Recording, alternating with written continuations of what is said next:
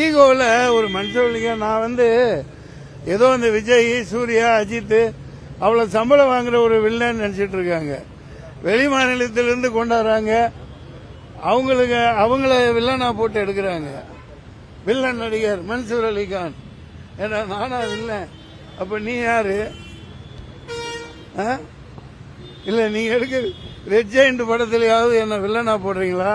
இல்ல இந்த தலைவா தலைவியில நான் வில்லனா? இல்ல கூலியில நான் வில்லனா? என்ன வில்லனாவே வச்சிருக்கீங்களேப்பா, முன்னேற விடாம.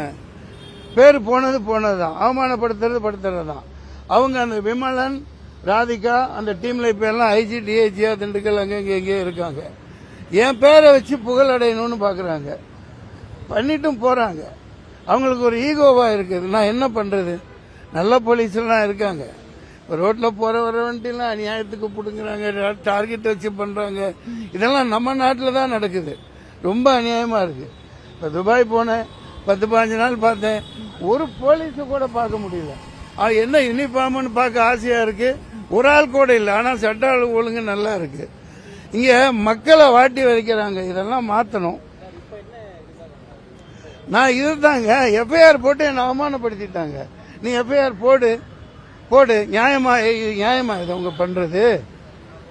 போட்டு எல்லாத்துக்கும் நியூஸ் கொடுத்துட்றாங்க.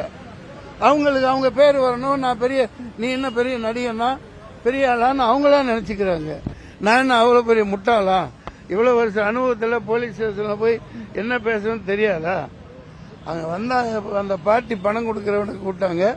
அவன் பொய் மேல போய் சொல்லிட்டு என்ன சொல்றான், முன்னாடி நான் ஒரு பணம் இன்னொருத்தர் கொடுத்தேன், அந்த பணத்தை அவர் தரல, தந்த உடனே வாங்கி கோவம் வருமா வராதா? ஏண்டா நான் ஒன்றை பணம் கொடுத்தேன், அதை சொல்லுன்னு சத்தம் போட்டது அது மனித இயல்பு தானே. உடனே நியூஸ்ல மன்சூர் அலிகான் சினிமா வசனம் பேசினார். எனக்கு கொடுக்குற வசனத்தை எனக்கு பேச தெரியாதா? போலீஸ் ஸ்டேஷன்ல வந்தா பேசணும், இது நீங்க தான் சொல்லணும். பையன் வாழ்க்கை வீணாகுது. 2 பொண்ணு கல்யாணம் இருக்கு, அவங்க என் பேரை வச்சு அவங்க புகழடைஞ்சு போய்கிட்டே இருக்கணும்னு பாக்குறாங்க.